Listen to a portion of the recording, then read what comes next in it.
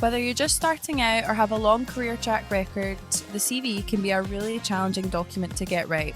Well, don't worry, because today we have with us professional CV writer Carl Scutt to clue you in on what should and shouldn't be in your CV for today's job market. Welcome to the Gen XZ Exchange. I'm Chris Perkins, Gen X parent, now 50-something empty nester. And I'm Lily Perkins, Gen Z career explorer. We swap insights on career choices, work and life in general. So whether you're a Gen X parent trying to figure out midlife's challenges, or a Gen Z young professional or student figuring out adulthood, you're in the right place. So Lily, I remember helping you write your first CV, and we had to be a bit creative with your achievements while you were still at school, but it got you an interview, which got you your first job, and I know you've kept it updated ever since. What would you say has been your biggest challenge with writing your CV? I think thankfully I've got a bit more experience than back then, because back then it was like I've got half a Duke of Edinburgh award and like half a maths qualification, give me a job please.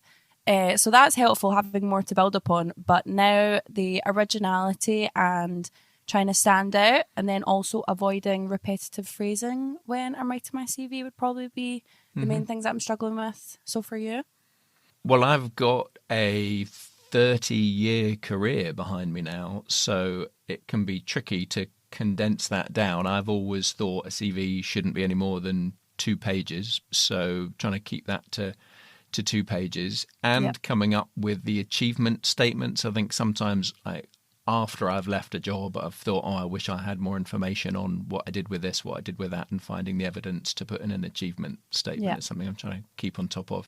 But now we can get all our CV-related questions answered. We are joined by Carl Scutt, who is the UK's only certified career storyteller and a certified professional resume writer and member of the British Association of CV Writers.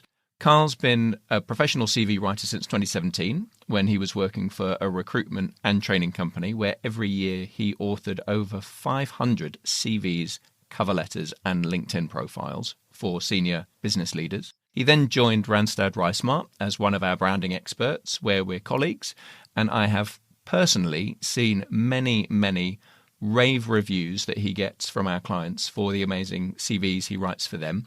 He also runs his own company, Your Career Story, where he works his magic creating bespoke CVs and helping people write the next chapter of their career. Carl, welcome to the Gen XZ Exchange. Thank you so much for having me. I really appreciate it. I've enjoyed all of your episodes so far, and I'm a little bit starstruck to be here. So thanks for having me. Well, very kind of you to say so. So it was more surprising is you've heard all the previous episodes and you agreed to come on this one. We've not scared someone off, so that's a win. Yay. So, Carl, I just wanted to start off by asking you what got you started and what it is you're doing just now. Yeah, the magic of small business got me started in CV writing. I was working for, as you said, a recruitment and training company, and it was a small startup in Manchester city centre. And just for my own enjoyment, I was running the customer service team. I was enjoying it, but I needed something for myself. So I did a part-time master's in English and American literature. One of the sales team caught wind of that and said, can you write a CV? Because I'm going to sell someone a CV in the next hour. And then before I knew it, I was a CV writer, and we had a team of CV writers, and we were selling CVs as part of the package. So just one of those things, like so many people, that I kind of fell into and then ended up really enjoying. Yeah, nice. What is it specifically you would say that you enjoy about writing CVs then? Always really liked when somebody wants to say something but they can't quite get it into writing. I've always been that person who people text, say, I'm trying to do this thing but I don't know how to put it across, or I've always been proofreading people's emails or text messages or whatever, and so CVs is just that, but on a big grand scale. We don't think of our CVs very often, right? So we come to them once every few years when we need them, and then there's a lot of blockers to writing your CV. There's a lot of stuff that gets in the way of it. It can be quite tricky to think about your career in a certain way. So I love being the person who knows enough about it to help somebody put themselves down on paper in a way that they're really happy with, I think. Yeah, no, that's lovely. I feel like I'm getting ideas now because I'm also the friend that friends are sending essays to proofread and things. So maybe this is like a glimpse into my future as well. That's what I like to hear. Yeah, it's a good person to be. Could be a future career move, Lily. I know, that's what I was thinking. One of the things we see is it's a really difficult jobs market at the moment. What do you see as the current challenges around presenting yourself in a CV?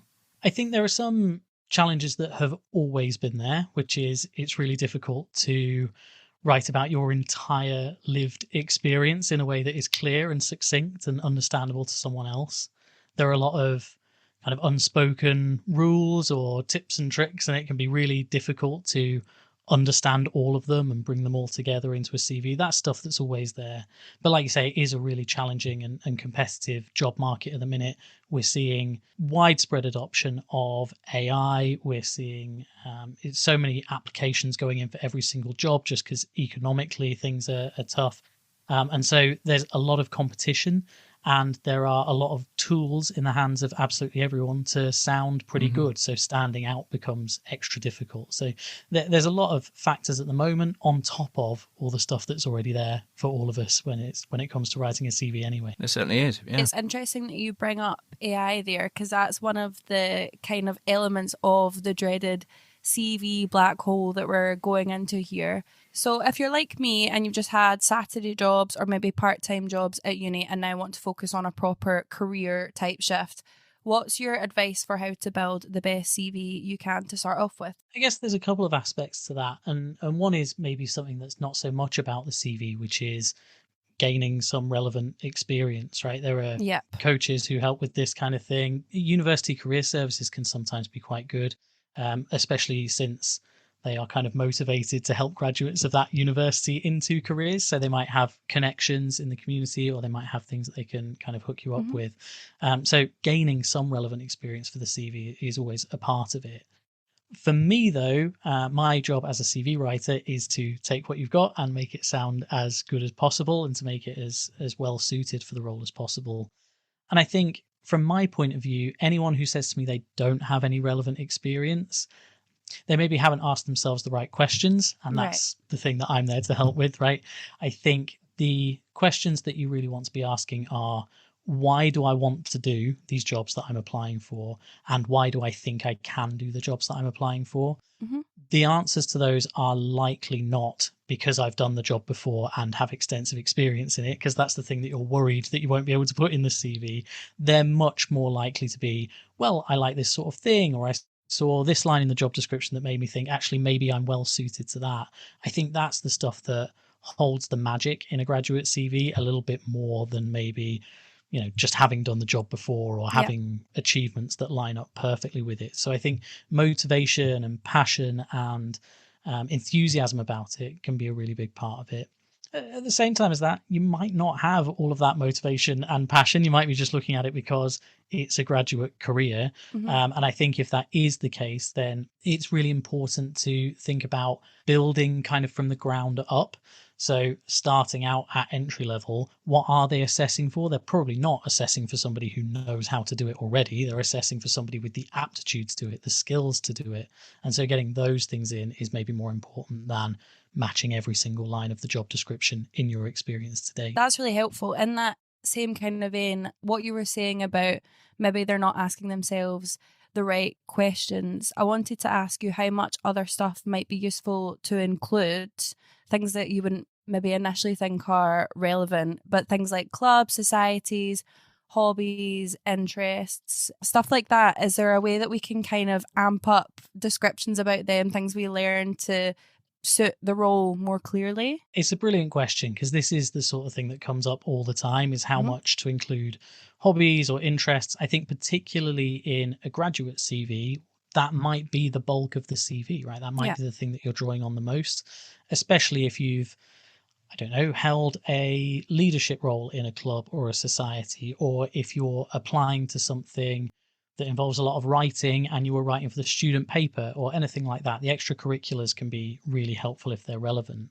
but they can also speak to you and what makes you different and what makes you interesting. So if you are if you are someone who's fortunate enough to have lots of relevant experience and transferable skills and be able to map onto a job description quite clearly, then you probably don't need loads of hobbies and outside interests. Right. But for the rest of us who've, been exploring our interests at university, that's what it's for after all. I think drawing on those things that you've enjoyed are a really key way to differentiate from other people, because the main game here is not sending in the same CV as absolutely everyone else. Yeah. And I think if you've got clubs or societies or passions or interests, these are all differentiators to put across to the role.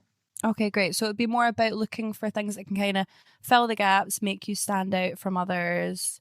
And then what do you do for the achievement statements if you've not been in the kind of job you're applying for as well? Yeah, absolutely. I mean, this is one of the things that comes up most often for me, especially if you're career changing or if you're early in your career, because I think when people come to me, they often say, well, I haven't got any accomplishments or I haven't got any achievements.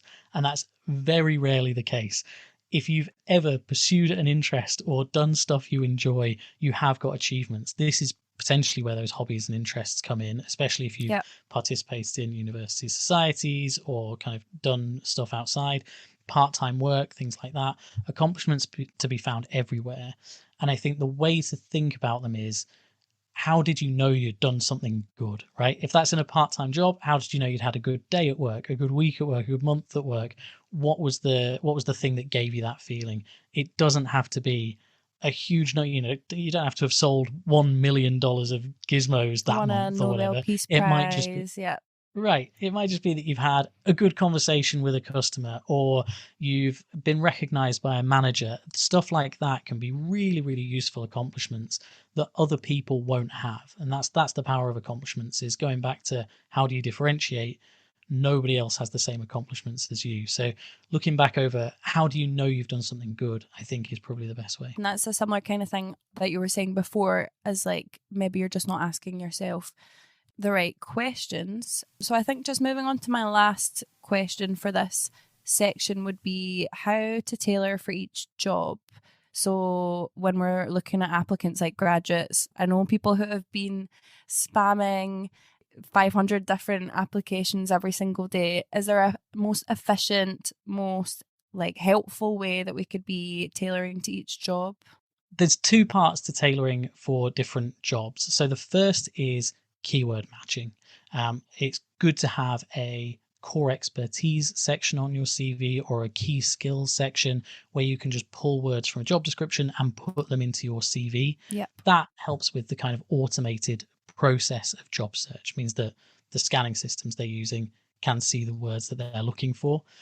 Then there's a little bit more nuanced part to it, which is the kind of gut feel that you get. And that loops back to that question I asked earlier of why do you think you can do the job? Mm-hmm. Speaking to that match, and that's going to be different for everyone. So it's difficult to give clear-cut advice on here, but I think speaking to the thing that you think you can contribute or the thing that you think you can do that maybe other people can't, or your angle on applying for the job, I think is the other aspect of tailoring. And that comes out in how you position your clubs, your societies, your hobbies, your part-time work experience, all of that stuff. Which aspects of those do you highlight to show that skill set that you're trying to get across? So keyword matching, but then a more nuanced thing of here's how I think I'll fit this role just on kind of instinct. But I would like to know then what can people my age, how can we tell what it is that makes us stand out from other applicants? You know, being new to the job market, not being super clued up on everything. How can we tell, oh, this is what makes me unique to employers, this is how I stand out? Because that's one thing that I think I would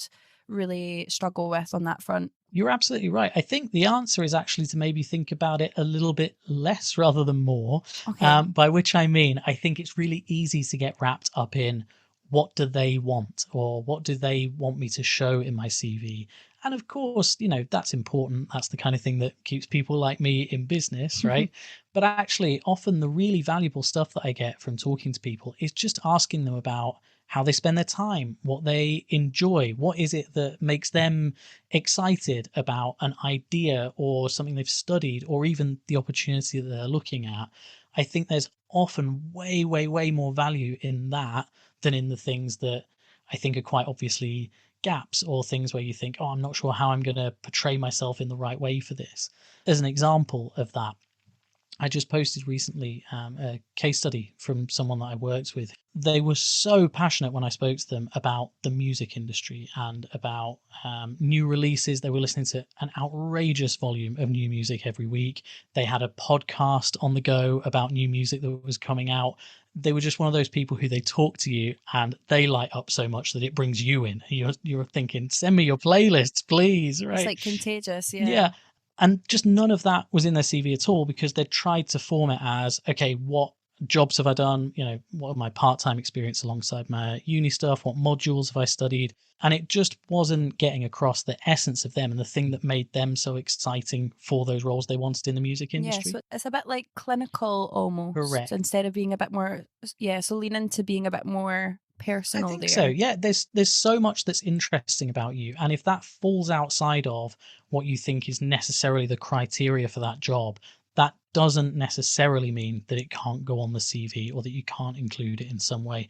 Of course, there is kind of CV standards, and you do want to be sticking to kind of templates and stuff. Nothing too rogue. Yeah, but at the same time, there's real value to be gained from not thinking so much what do they need to see so much as what am I trying to say. Okay, cool, fab.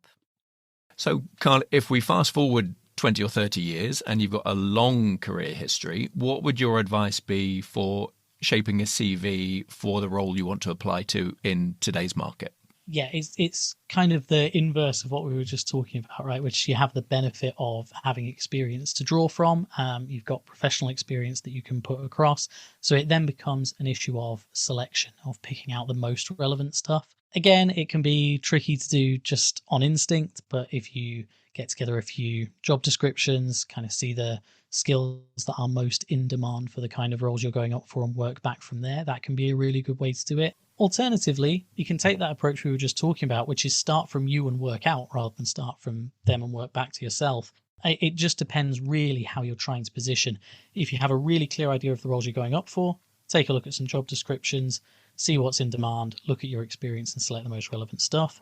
If you're a bit more open, or if you just want to get your experience down and see what comes to you, then I think a good starting point is what makes me different, what makes me interesting, what are the passions, the enthusiasms, what stuff have I enjoyed in my work. Start from you and work outwards. And are there rules or conventions in terms of what the expectation is from a recruiter as to how long a CV should be if you've got a long career history? Yep. So length is one of the things that we actually have a little bit of data on. A lot of the time in CV writing, we're talking about best practice and things that sort of have worked through experience. We have two data sets for length. So we have recruiter preference data, which almost always says that 1 page is best, then 2 pages, 3 pages or more are an absolute no-go. But we also have hiring data showing who got interviews and who got hired for roles. That tends to put 1, 2 or 3 pages at much of a muchness, and 4 or more pages it drops off a cliff. So I think what we can deduce from that is recruiters do want you to be as clear and concise as possible. They always prefer more information in less space. They can get their head around it and understand it as simply as possible. But I don't think that most recruiters are rejecting a perfectly well-qualified candidate for a job because their CV is too long or too short, right? It's a matter of first impression. It's important, so I would say 1 or 2 pages is usually about right.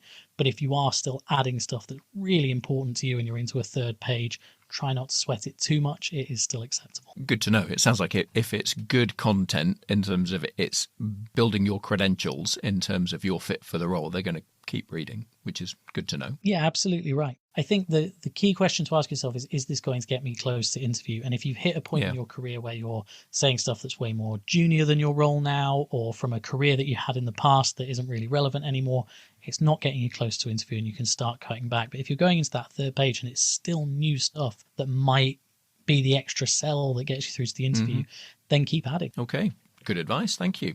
And with the market the way it is today, obviously a lot of disruption, a lot of people are having to pivot, make changes. If someone is looking to apply for a role that's not just more of the same in terms of what their career track record shows, but they want to move in a different direction, what should they take into consideration in terms of how they construct a CV? I'm really glad you asked that. It's a really fun synergy with what we just spoke about. So I suppose my advice is think like a graduate for a moment, right? Right, okay. Which is go back to that idea of what do I enjoy, what lights me up, and why am I making this career change, I think that's often going to be more profitable. Of course, you do have the additional benefit of being able to look back at your own career history through that lens and think, where do those things show up? So if there's a particular element that you enjoy and you're trying to pivot to do more of that, you can pull from your career history the times at which you have done that thing. That might be just a case of only including those items in the career history, or it might be a case of creating a separate section at the top where you can highlight particular things, like a career highlights and then a career chronology, for example. Okay. Loads and loads of different ways to do it. But I think overall the thinking is, why am I making this change? What's the story here for me? And how can I tell that effectively within the CV format? All right. Good stuff. Thank you. And then I think the other thing that almost always applies for someone that's got quite a long career history is there may well have been some gaps, whether that's due to a layoff or a period of unemployment, taking a career break, time out to raise children or caring for someone. What would you recommend in terms of how someone handles gaps in employment on the CV? This is one of the major changes that's come about since I've been CV writing, so in the last sort of 7 or 8 years. And I think it's probably COVID that did it, which is career gaps I don't think are perceived with the negativity that they used to be. So it used to be the standard when I started writing that you would include just a one-liner about why the gap is there, what you were doing. You can be as kind of opaque about that as you want. So you could say career break for personal development, for example. I think, though, recently, because there's been so much disruption in the job market, like I say, initially driven by COVID, but then since so many ups and downs, I think that career gaps aren't perceived with that same negativity.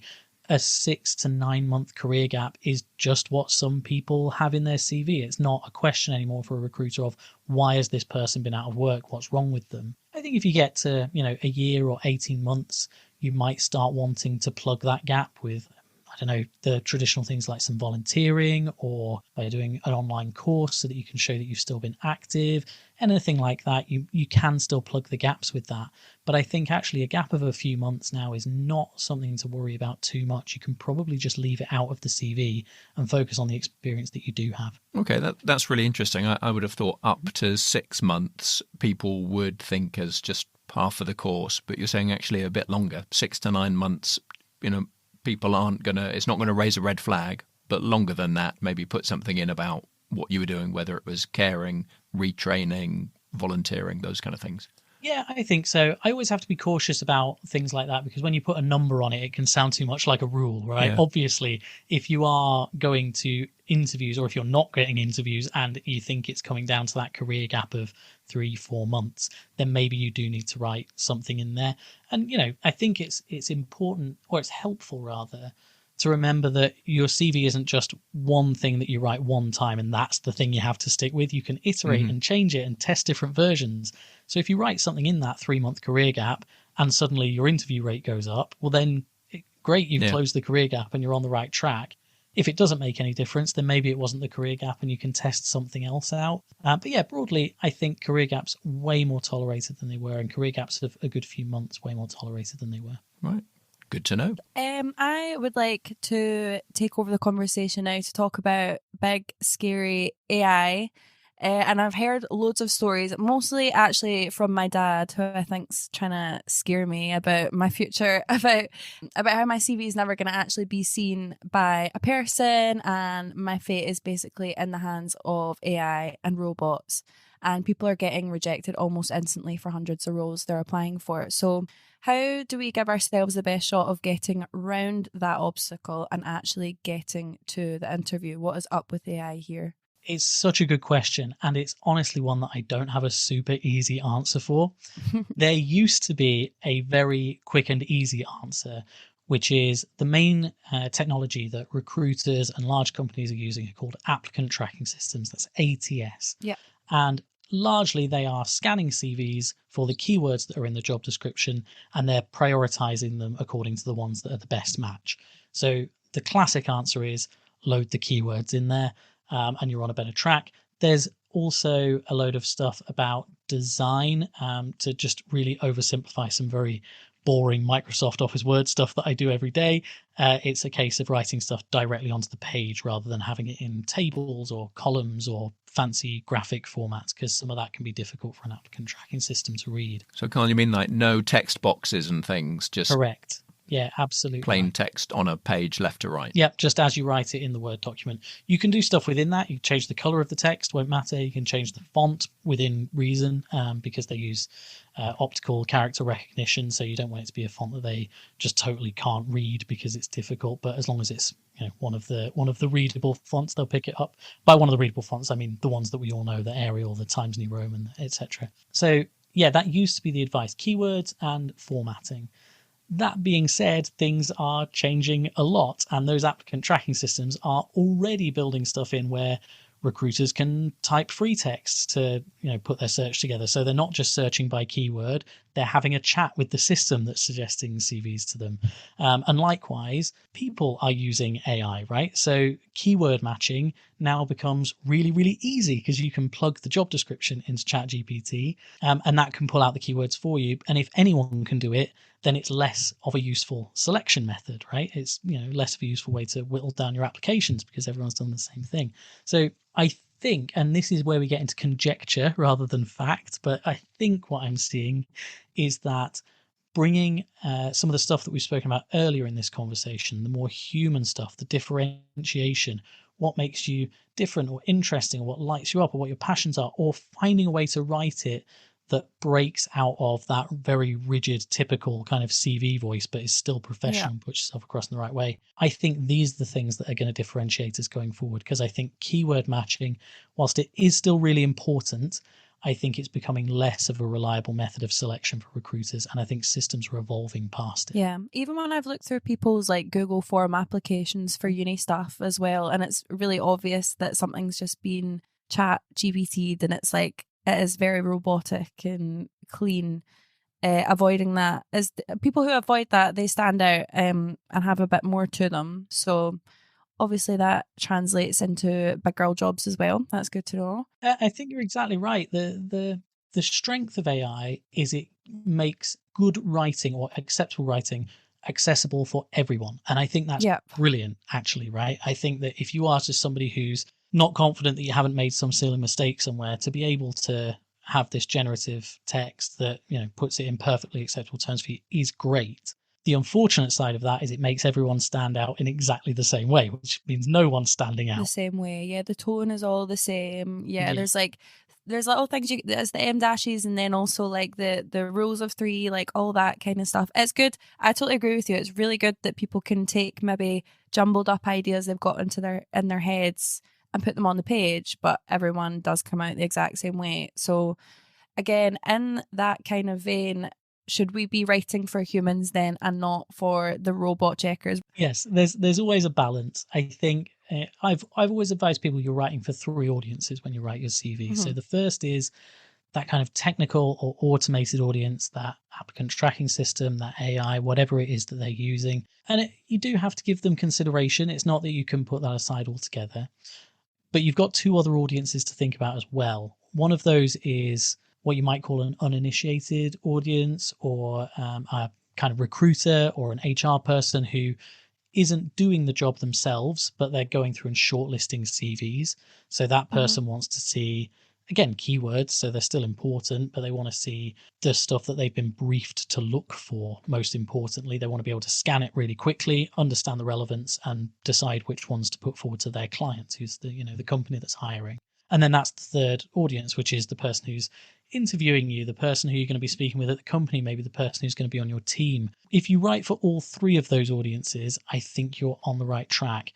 You can get into trouble if you overemphasize any of them. So if you go, I'm going to write entirely for humans and never mind the keywords, well, then it might not get in front of a human. I'm afraid your dad might be right about that one. Got you. But then at the same time, if you tilt way too much towards keyword matching and you're trying all these tricks like putting white text in the headers so that the job description automatically reads through, and all of these things that have been going around for however long, you then get in trouble of a human reader sees it and it has no resonance for them, no warmth, no interest. So you do need to make sure that you're writing for the systems. Unfortunately, but humans mostly, because they're the people who are going to make the decisions. Okay, cool. Good to know. One of the other things as well that I wanted to ask you about, this was something that my friends asked me to pass on when I was chatting to them about this episode. We've kind of spoke about AI friendly formatting, but also I wanted to talk about gimmicky things that people might use to stand out. So photos, colours, Canva, collages, the full lot. Is that a yes or a no there? It's a no.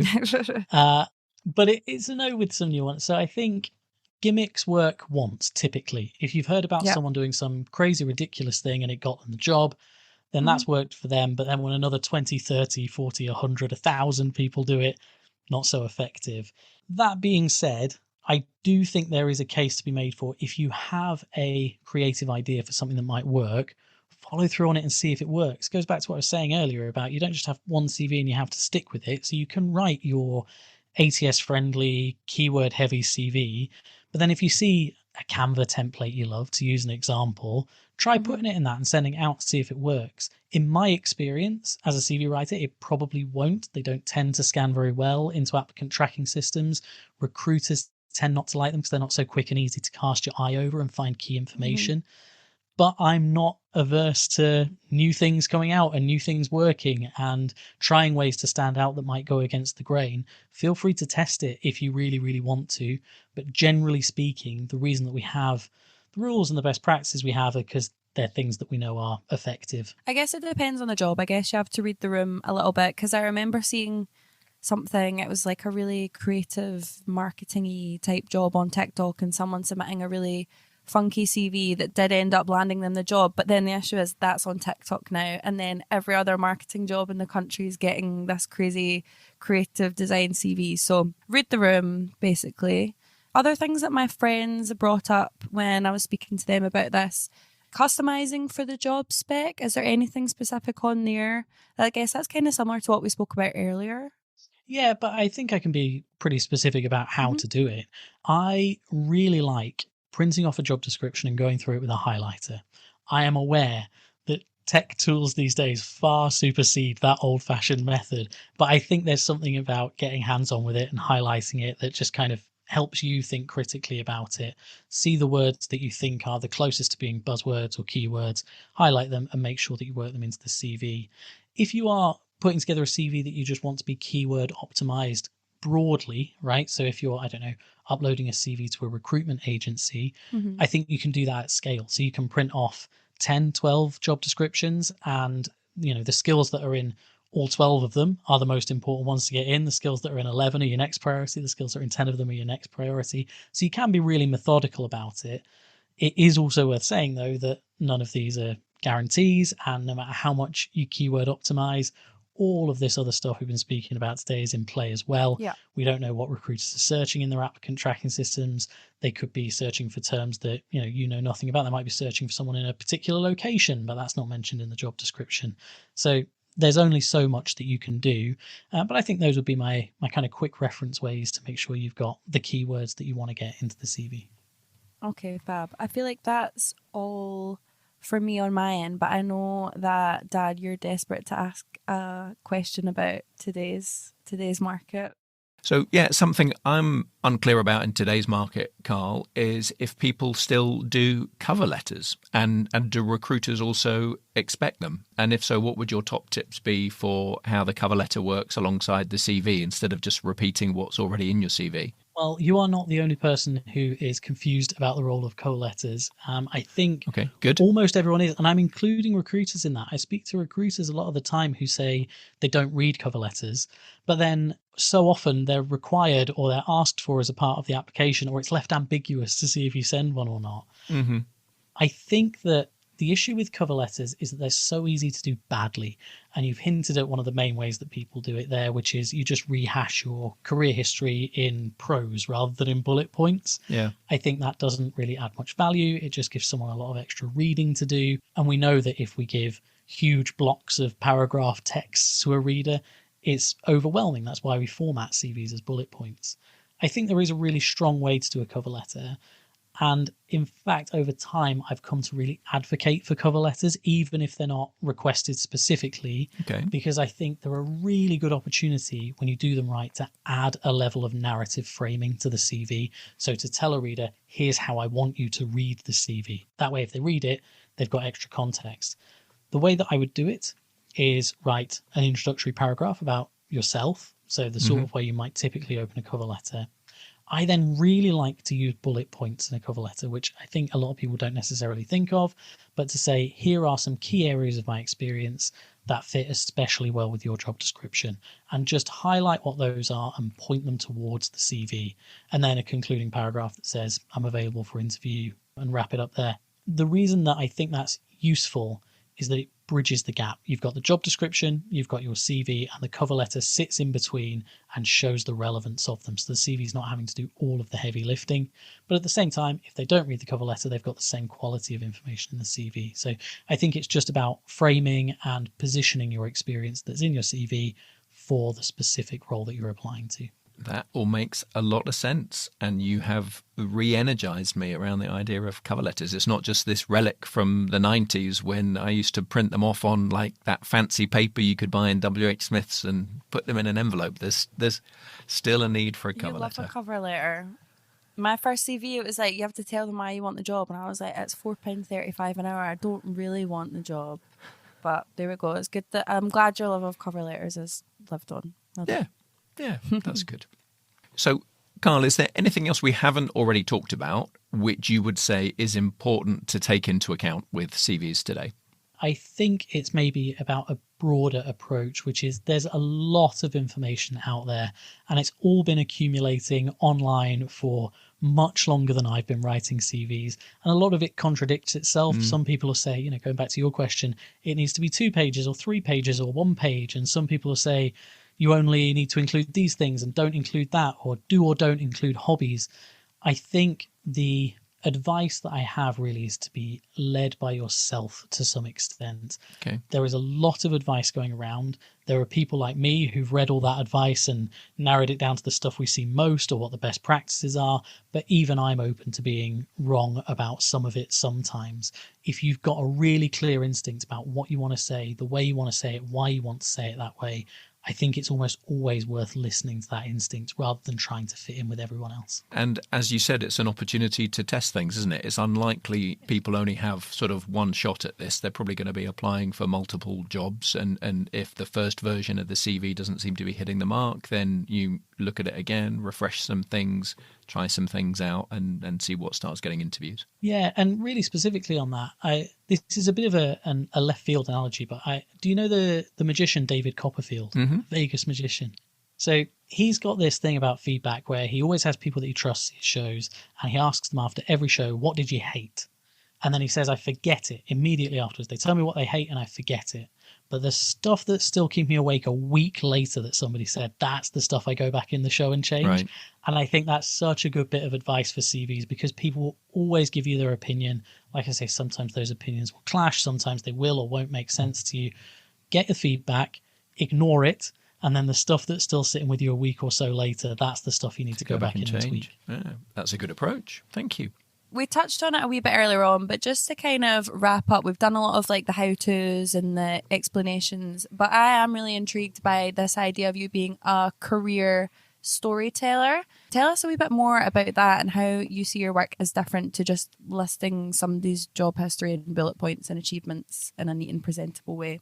Yeah, thank you. This is one of those things that really has come out of writing CVs how I have for so long, which is I noticed that when you just form someone's experience into those bullet points, like you say, and follow those rules, you might end up with a stronger CV. But what you also end up with is a bit of a confidence boost, right? People think it's nice to see themselves represented so clearly and succinctly as that. And I started then trying to be a little bit more creative with it, think a little bit bigger. This is especially sped along by the stuff we were talking about earlier with AI being able to write the kind of CV rules that were my stock in trade for a really long time. It's thinking about where's that differentiation. And the differentiation is everyone's story is different, right? There is such a richness and diversity to people's careers. Everyone's had a different career. Everyone's loved and hated different things about different jobs. Everyone's hobbies or interests or family life have bled into their career in different ways and in different manners, in ways that have taken them on different paths and trajectories. And I think that's the really, really juicy stuff. So career storytelling is using document writing, so not just your CV, but your cover letter, your LinkedIn, your biographies, all of that stuff, as a means of articulating yourself on the page and getting a kind of surer sense of what your career story is. So it helps not just with job search, but with overall career development as well. It helps you think about where you are, where you're going, and the story that you are in and want to live. I love that. That's like you're helping people get jobs and you're giving them like a little note of confidence. How fun. Yeah, absolutely right. And just helping people think about themselves in different ways through the writing, because I think not to get too literature nerdy about it, but one of the beautiful things about literature is it's how we understand the world. Stories are how we relate to other people and other experiences, and how we relate our experiences to others. And I think that's really overlooked when you open a CV and start writing a hardworking professional in the X sector, right? That you switch that part of your brain off. But if you switch that on while you're writing that document, you can write something really compelling and unique, and something that says something powerful about you and does something really powerful to the way you think about yourself professionally. And that's something I wanted to pick up on, Carl, because I know you're an avid reader, have multiple degrees in literature. So if anyone knows what a good story looks and sounds like, you've got lots of examples to draw from. And both Lily and I love to read. Lily is doing an English degree, so you guys can swap notes on favourite authors after this. But tell us a bit about how you work that into the way you work with someone in terms of literature and storytelling. Well, there's a couple of things. I mean, the first is I always enjoy to ask on a call with somebody what stories they like most or relate to. And that could be books, or it could be films, or it could be, I don't know, a painting or a poem, or absolutely any kind of engagement with culture or arts. I spoke to somebody who was quite senior in financial services recently, and the thing that they were most passionate about was architecture. They've never had a career in architecture. They're just fascinated by it. They love to walk around town and see different buildings and think about how they got there and who built them and what they were thinking at the time. And they find that really inspiring. And so then that's something about how they think and the way that they approach their work and the way that they structure, in their case, the projects that they've worked on. They're thinking about how things fit together, how things fit in with other things that they've done before, and how things can be differentiated. And that's from their enjoyment of architecture. So I like to ask about that kind of thing, because I think it could be really revealing about a person.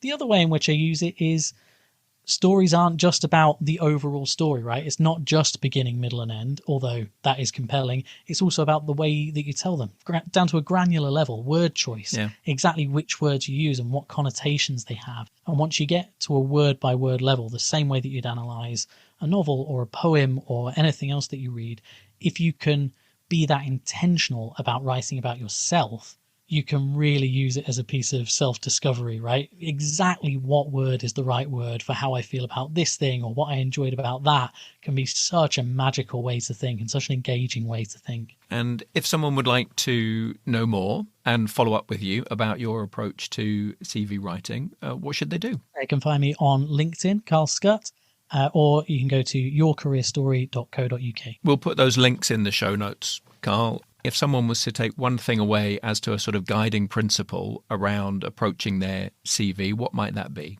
I think that the one guiding principle is to be less stuck on trying to think about exactly what you're expected to say, and be more focused on what you want to say or what you think is important to you, because I think there's a lot more profitable stuff there. I'm not saying go totally off-piste, right? I do think take advice, take guidance, look at a few different templates online. There is some element of fitting in that's required. But I think if you get really lost in the thinking of what do recruiters want to hear from me, then you can get really stuck in the trap of all of the things that you're not and all of the things that you can't do, instead of all the brilliant, wonderful, interesting things that you are. Yeah. So kind of give people permission to be themselves, let some of that personality come across in the writing. Absolutely. Let the personality come across, and feel free to experiment with different versions. Fantastic. Well, thank you for all of that advice. I think it's going to be really useful for everyone. Thanks for joining us. Brilliant. Well, thank you so much for having me, guys. It's been a pleasure. I hope it was useful. Oh, it was really useful. Thank you. Oh, fantastic. That was great. Really, really good stuff. Thank you so much. Lil, do you get something useful from that? I sure did. I'm feeling reassured that the robot Armageddon, Doom, CV, black hole isn't as big a deal as you said it was. So, Lily, how are you feeling now about the prospect of having to pull together a CV for a proper job after you've graduated? No, it's good, especially given the fact that at the start I was quite concerned about originality and how to make yourself stand out. But I feel like Carl's really answered all of that for us and explained about how I can make my personality and unique strengths shine through. So, yeah, I really enjoyed that. It was really helpful. What about you? I think it's that word originality again. That's a really good word choice. I think I had been sucked into this idea that you had to follow all the rules and write for the bots, but actually was quite inspired by what he said in terms of let your personality come across, break some of those rules, because that will be what helps you stand out. So it's not the same as everything else. So I think that will stand anyone in good stead in terms of how to approach that hurdle, because the CV is the thing that's going to get you the interview. If you found that episode useful, please take the time to give us a 5-star rating or write a short review. That will really help us learn from your feedback and other people discover the show. And if you have any ideas for future topics, then by all means drop us a line. The contact details are in the show notes. Thank you for listening to this episode of the Gen XE Exchange.